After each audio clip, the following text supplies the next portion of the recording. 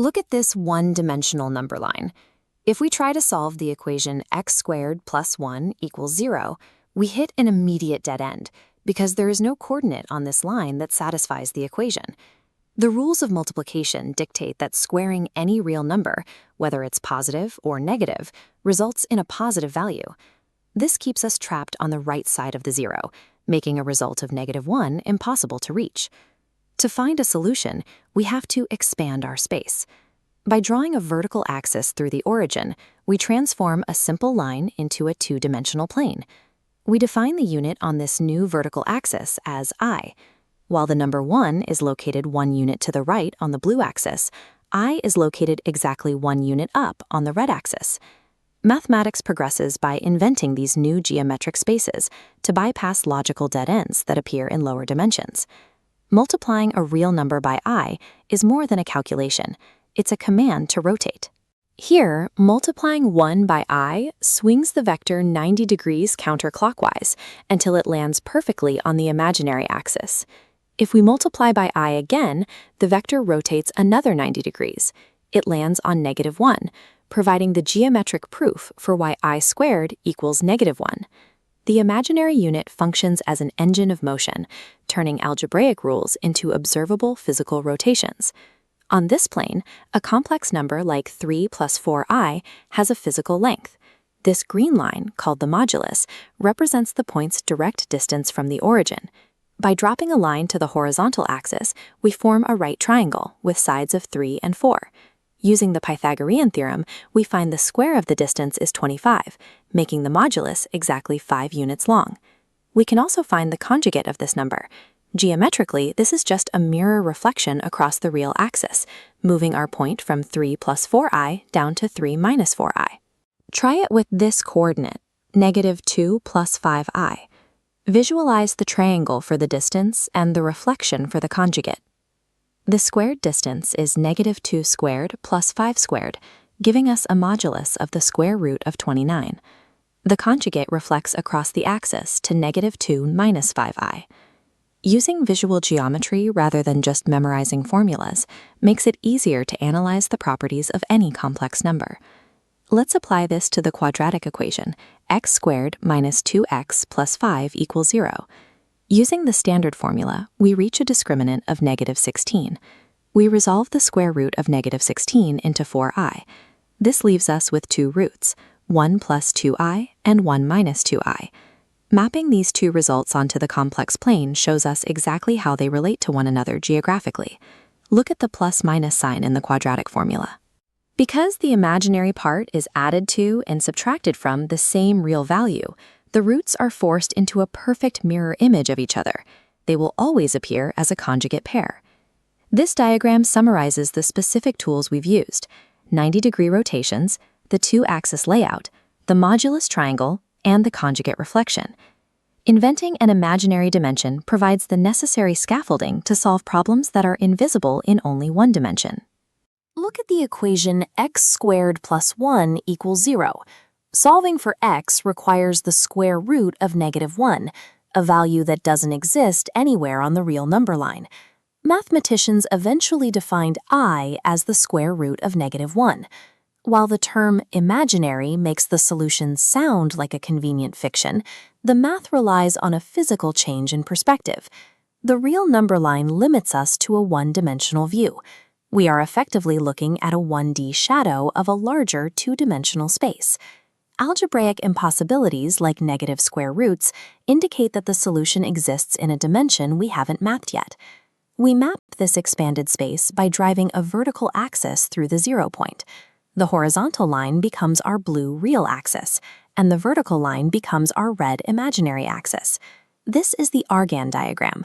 A complex number z equals a plus bi functions as a GPS coordinate. Move a units horizontally along the blue line and b units vertically up the red line to pinpoint a location on the grid. The powers of I follow a strict loop every 4 steps. I to the first is I, squared is -1, cubed is -I, and to the 4th power it cycles back to +1. This repeating cycle acts as an engine. Every time you multiply by I, you rotate a vector exactly 90 degrees counterclockwise around the origin. 4 multiplications trace a complete circle. So complex numbers serve as literal instructions for tracking and executing precise movement across this entire 2D plane. As the blue and red grid lines fade out, we can analyze the green vector arrow using its inherent physical traits, distance and direction. By applying the Pythagorean theorem to this right triangle, we calculate the length of the vector. This is the modulus, labeled r. We trace this angle of rotation away from the horizontal axis to find the argument, represented by the Greek letter theta. Combining these two traits gives us the polar formula, z equals r times the cosine of theta plus I times the sine of theta. In rectangular form, multiplying complex numbers requires polynomial expansion, or FOIL. In polar form, you treat the vectors as rotations, simply multiplying the lengths and adding the angles together. This makes polar form the standard tool for fields involving rapid rotation, such as aerospace engineering and computer graphics. We can now apply this 2D logic to the quadratic equation, x squared minus 2x plus 5 equals 0. Using the quadratic formula, the discriminant, the value under the square root, results in negative 16. The negative discriminant matches the parabola's geometry. Hovering entirely above the horizontal axis, it never crosses the 1D real number line.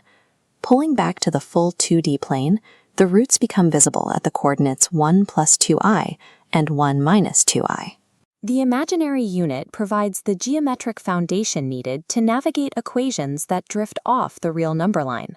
To test your spatial reasoning, calculate the modulus, or the exact length, of the complex number 3 plus 4i. Use the right triangle method and leave your answer in the comments. If you try to solve the equation x squared equals negative 9 using standard real numbers, you hit a dead end. Squaring any real number yields a positive result, making this square root impossible on the standard number line. To solve this, we define a new unit, I, representing the square root of negative 1. By combining this unit with real numbers, we build a complex number. Written as z equals a plus bi, these numbers are defined by two distinct parts, the real component, a, and the imaginary component, b.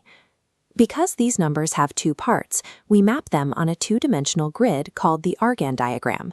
The blue horizontal axis represents the real part, while the red vertical axis represents the imaginary part. To plot 3 plus 4i, we move 3 units right and 4 units up, drawing a vector from the origin to that point. Introducing I shifts arithmetic from a one-dimensional line into a two-dimensional geometric plane. On this plane, multiplying by I acts as a rotation. As you raise I to higher powers, the results follow a predictable 4-step cycle: I, negative 1, negative I, and 1. This endless cycle lets us use the quadratic formula for negative discriminants. The square root of negative 16 simply becomes 4i. We can also describe a vector's position without using the grid. Instead of identifying horizontal and vertical steps, we measure the straight line distance from the origin and the angle of rotation. This is polar form. We calculate these using geometric formulas. The length, or modulus, is found using the Pythagorean theorem, the square root of a squared plus b squared. The rotation, or argument, is the inverse tangent of b divided by a. These values are then placed into the polar equation, z equals r times the quantity cosine theta plus I sine theta.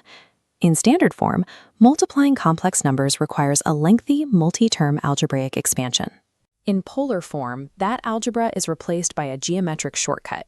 You simply multiply the lengths and add the angles together.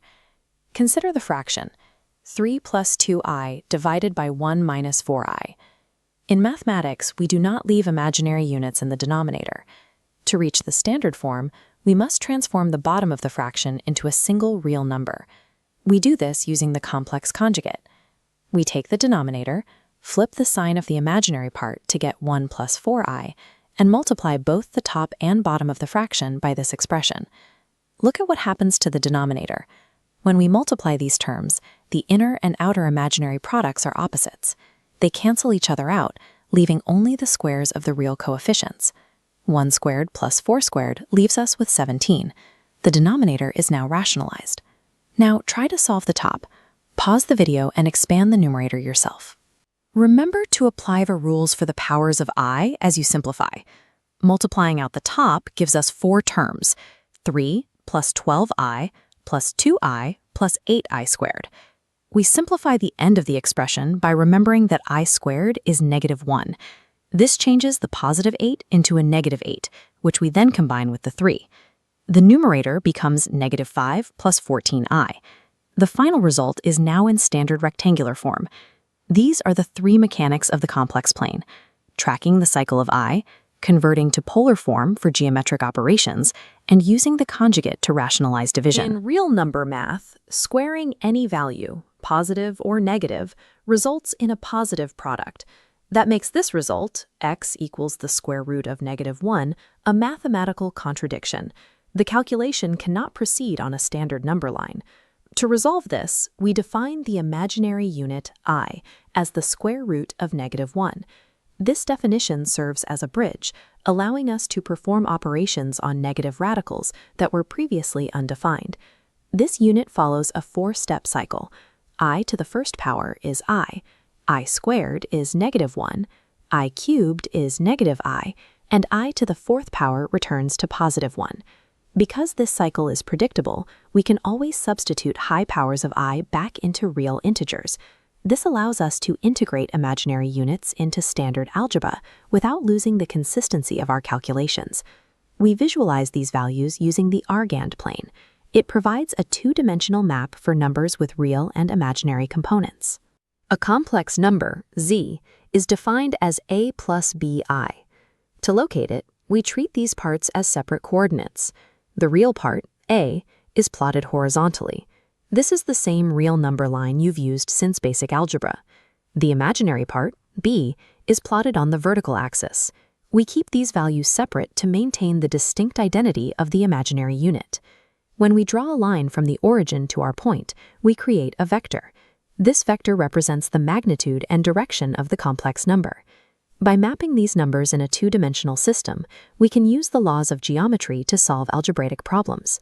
Instead of measuring the grid lines to reach our point, we can describe its position by looking at the vector itself. The length of the vector is the modulus, or r. Since this forms a right triangle with our blue and red coordinates, r is the square root of a squared plus b squared. The rotation of the vector is the argument, theta. We calculate this angle by finding the inverse tangent of vertical divided by horizontal. Watch how the coordinates change as the vector rotates. The values of a and b shift constantly, but the modulus remains constant. We use distance and angle to write the polar formula, z equals r times cosine theta plus I sine theta. This shift is practical. In rectangular form, multiplying 2 complex numbers requires multiplying every term individually, like a binomial expansion. But in polar form, the geometry does the work. You simply multiply the lengths and add the angles. We apply these tools to equations impossible to solve using only real numbers, like x squared minus 2x plus 5 equals 0. Using the quadratic formula, the discriminant is -16. In a real number system, we'd stop here. Pause the video and use the imaginary unit to resolve that square root. We express the square root of -16 as the square root of 16 times I. This simplifies the expression to 1 plus or minus 2i. These results are the 2 points on the Argand plane where the quadratic relationship is satisfied, demonstrating that every quadratic equation has a solution when we include imaginary units. To test your understanding of magnitude, look at this point located at -5 minus 12i. Your challenge is to calculate the modulus. Think of the real and imaginary parts as the sides of a triangle and solve the length of the vector. We have covered the cyclical powers of I, the coordinate mapping on the Argand plane, and the conversion into polar form. Using these geometric properties allows us to solve for any value in the complex number system, turning abstract contradictions into measurable points in space. Hit subscribe to simplify your syllabus. And turn on notifications so you never miss a splash.